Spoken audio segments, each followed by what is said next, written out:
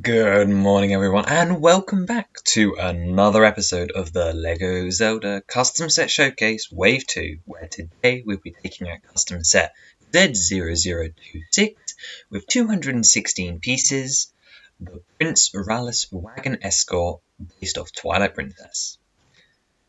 So taking a look at our front box art, as I mentioned earlier, this is a Twilight Princess set based off the escorting Ralis sequence around the Lanayru Twilight Realm, but just before or after that, I can't quite remember. Anyway, this is number Z00026, Prince Ralis Wagon Escort for ages 8+ with 216 pieces, retailing for 30 Great British Pounds, containing 4 minifigures, 2 horses, and a brick-built Bilbo. So let's just give a quick read of this description here. Time is running out to help Prince Ralis to safety. Help Link escort the wagon and protect Helmer from the attacking Bublin and Bilbo. Watch out for the fire arrows and the wagon that can catch on fire. With 2 horses, you can steer the wagon to Kakariko and save the day. So that's just a quick brief synopsis of the play features included, and you can see the 4 minifigures on the box. But here is that build up close. Before we can see all the functions, we need to know how it comes in the box. So inside our box, we get 3 bags and an instruction manual.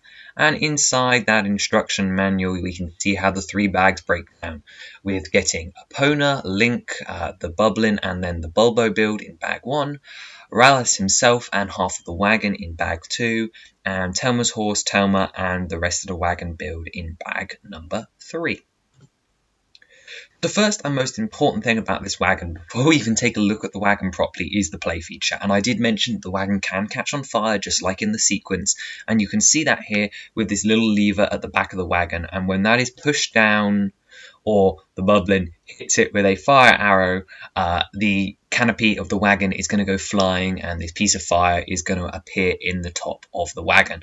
And I think that's a pretty cool feature. You can kind of see it in mid-action here as all of the tiles just fly off, and then you'd have your wagon on fire, which then needs to be put out and the canvas repaired.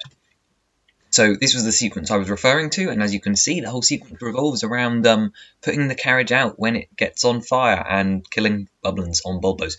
But anyway, that's besides the point. The point was just to show you a quick shot of the wagon in general. So coming back to this shot here, you can kind of see that sequence in action like I mentioned. You've got the Bublin on the Bilbo, Epona and Link, Telma's horse, and the wagon itself. And inside that wagon, we've obviously seen that Prince Ralis can lie down, and you can see the little bed that he can lie on, as well as a green chair for someone to sit by him. You can see the lantern, as well as, unfortunately, the flame, but that's the sacrifice of play features, of that's there so that it can explode. But you've got a little lantern in pearl dark grey, decorating, and the bed like I mentioned. And then there's a little bit of space, like the back is open so that you could actually climb in. Here is our Bilbo, and you can see that he's got some interesting head shaping. He's got horns and 2 printed eyes. You can also see about his midriff, you can see some dark red, and that is a seat for the Bublin to sit or stand on. There are 2 sets, so technically if you had the Wolf Link attack set from last wave, you could stand 2 on there, or another one of this set, but that's not really helpful. Down below you can see there's quite a bit of articulation. You've got toes, the legs are on ball joints, and his head can go side to side, so he can itch his ear if he wants to. There's no posable tail, however there is one around the back, but we'll see that when we go over to Studio. As for minifigures included in this set, we get the first of the updated Links of this wave. This is Link from Twilight Princess, using the more muted colour tones, the moulded hairpiece I gave him last wave even, the same Hylian shield, but this time he's using the Knight's Sword from Series 20 of the collectible minifigures. It's a bit more fancier, and it's still no Master Sword mold because I don't have the budget for it. You can see that the printing is basically the same as the Skyward Sword version, minus any chainmail down the bottom, and obviously the colour tones are changed. This is also one of the first links where we're getting rid of the bug eyes and going to more traditional minifigure eyes, as minifigures only have round eyes like you can see up there. And he's also one of the few which I gave a pure colour eye instead of a black pupil, so he has blue eyes which make him seem possibly a bit different. I'm not sure, I kind of like it. This is definitely up there in my top 50 figures. So there's that reference for you that I always forget to show you, but you can see there that he is not using the Master Sword, as this is before we get the Master Sword in Twilight Princess. As for a different hair mold to get better hair, no, there's no chance, Lego wouldn't do it. Let's move on. Next up we have Helmer from Twilight Princess, and one key thing to point out here is that I made a decision to colour her up just a bit more. Yeah, I know we've had stuff like Widowmaker from Overwatch and other figures my mind is slipping on right now.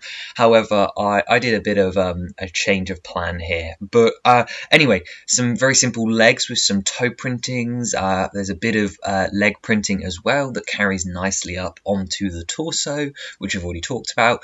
Normal arms that are dual molded in dark bluish grey and white. Some normal flesh-toned hands, and then a face print that has her little markings underneath her eyes, which you can see in that picture. Some thin eyebrows. Again, we're back to normal eyes, no more bug eyes, so of a not necessarily the most accurate look, but there we go. And she's also reusing an existing hairpiece that's been used across many themes because mold budget. And then moving on to Prince Ralis, who sucks up the mold budget, as he is the first of my Zora to include this new hairpiece, and I will be using this hairpiece when I come to do other Zoras as well.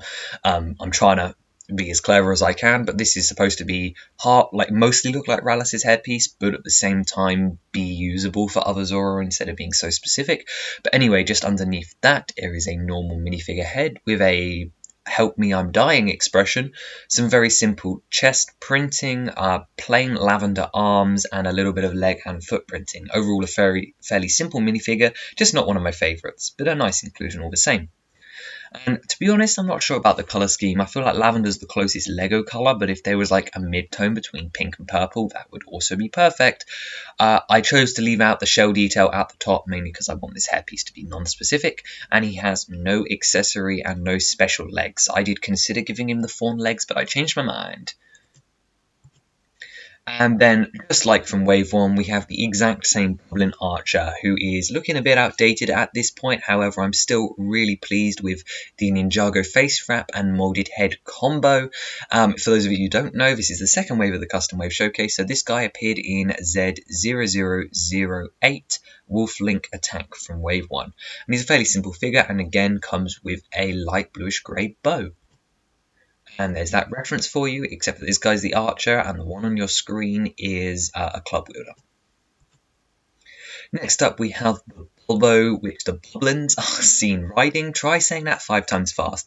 And you can see from the source material that there are a couple of bits that I changed, namely removing all the bridles and changing the salad cover, and changing the saddle colour to dark red because I thought it was a better contrast. Anyway, I think it's a fairly simple figure, and as you guys know, we like to draw stuff like this so they can all be consistent at the end of the wave, but I think the studio render does a better job of showing you this guy. Next up, we also have Epona, in particular Epona from Twilight Princess, who again is a very simplistic mold, using the normal horse mold without any of the bridles and stuff. She's got a bit of nose printing, an eye, and a bit of a white mane. There would be a white tail around the back. You can't see that in this image. And you also have a brown saddle as well on her back. And for some reason, I couldn't just hook Epona up to the wagon because that would be wrong. So here we have Telma's horse, who has really no reference apart from we know what colour the horse is. So the horse is brown with a dark brown mane, no nose printing this time, and a dark brown saddle. And that saddle can be switched out for the rails on the front of the wagon, as you can see here, except for I haven't actually done it properly. But the horse would attach on there, and then you'd be able to wheel the wagon around. But that's going to do it for looking at this set over here, and we'll go take a couple more details of the wagon over in Studio. So here in Studio, we're not really going to focus too much on the bubbling. The only stuff I really wanted to show you was that the back is nicely rounded off, and there is actually some curved parts of the saddle down the sides that you really can't see. but we're mostly going to focus over here on the wagon. So like I mentioned, the front and the back are open to allow people to walk in or hitch a ride. You can see that second chair in there as well, a bit better, as well as I wanted to give you a proper look at this window. So as for opening the wagon, the thing you'd have kind of just pulls off really, or you explode the top feature, which of course you can see here, the fire. You can see there's not really much room inside, but that's for the scaling. Two different sizes of wheels. And then more importantly, obviously, you've got this little window, which is a one-sided thing. Of course, there's actually one figure which is probably a missed inclusion in this set, and that is Ilya, but I've left her out for a reason. She'll be coming later down the line in Wave 3. So that's something to look forward to, and you just can't include 5 minifigures in a set like this, and you've got to have conflict in a box, so the bubbling had to be here. Got a little ladder around the back, and I'm making good use of the new 2x6 tiles, which would have a wood print on them. These are the ones introduced in the Mario range, which I thought I was going to hate, but I actually love. And I think I've really captured this wagon aesthetic well, to the point where if you weren't a Zelda fan, you might buy this as just a fan of Western, really. Not really that much to show, so I think we'll go back and wrap things up. So that's going to do it for Z00026, Prince Ralis' escort wagon, or whatever you want to call it. I think it's a nice one. It's a nice conflict in a box, £30 set. You know, I'm pretty pleased with it. It's not my favourite source material in the world. Twilight Princess is just not my favourite game, but I think the figures are strong, the build is strong. And as I say a lot of the time with this showcase, even if my build doesn't stand up to the mark, it just shows you what I think they're capable of, because LEGO can do it 10 times better than I can. But that said, I don't really want to criticise this one, because I really like the wagon and build, and the Bilbo is also pretty awesome. But let's talk about next week. As you know, we are slowly making our way through these sets, and you can see we're probably coming up on about halfway. There's still some very exciting ones to come.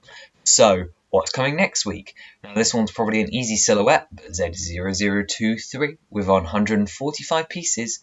You'll have to wait and find out, but it's another Twilight Princess one.